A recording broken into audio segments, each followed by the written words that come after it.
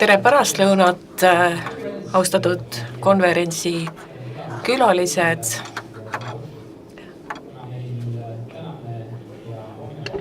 On inglise keeles, siis kes vajab tõlget, kõrvaklapid saab sealt tagant. Thank you. Suur tänu kõikidele teie pühendumuse eest ja aitäh, et leidsite aega Tallinnasse tulemiseks. On talvised ilmaolud, lumised ilmaolud, võib-olla mitte kõige ideaalsem ilm, kuid siiski näeb ju kõik kena välja. Ja aitäh, et olete ka valmis rääkima sellest, kuidas korraldada usaldusväärseid tehisarusüsteeme. Seda korraldab võrdõiguslikkuse volinik, selle on mina, Kristjan Veske, ja koos oma meeskonnaga, partneritega Justiits- ja Digiministeeriumist ja ka Leedu ombudsmaniga, Tallinna Tehnikaülikooliga ja konverentsi finantseerib Euroopa Liidu programm kodanike võrdõiguslikkuse teemal. Enne kui me alustame, siis ma tean, et on juba väga pakilisi küsimusi publikust ja ühte küsimust ma olen ka juba sagedasti kuulnud, mis meil väljas toimub. Aga see koht siin on protoavastuskeskus. Siin on tegemist virtuaalreaalsusega, avastuskeskusega, nii et täna ja homme pauside jooksul võite tutvuda, mida sellel hoonel on pakkuda.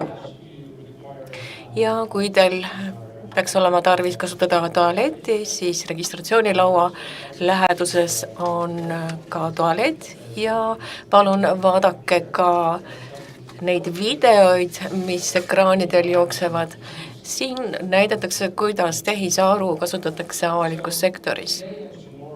Täna ja homme ma julgen väita küll, et need saavad olema väga põnevad päevad. Me oleme siin koos oma valdkonna tippekspertidega ja me räägime seda, mis toimumas on tehisaruga avalikus sektoris ja kogu konverentsi vältel ma julgustaksin teil küsida nii endalt kui ka teiste käest laudkonnas või koridoris kohtades, mida tähendab õiglane, kui me räägime tehisarvust, kes on kaasatud andmetesse, millele tuginevad need süsteemid ja keda haavavad need vead süsteemis ja kes peaks võtma vastutuse, kui inimotsustajale ei saa näppu peale panna või talle osutada.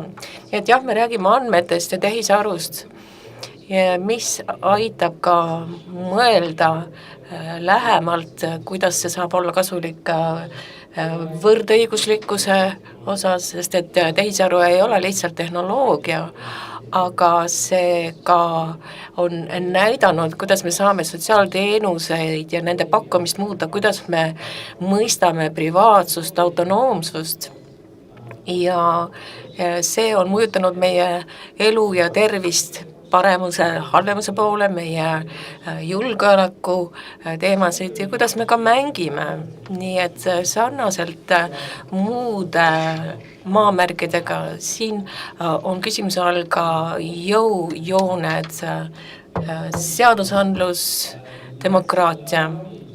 Kõigepealt ma läheksin ajas natukene tagasi. Aastal 2021 professor Kate Crawford kirjeldas oma raamatus, kuidas militaareesmärgid, automatiseerimine, jälgimistegevus, kuidas seda on mõjutanud tehisintellekt.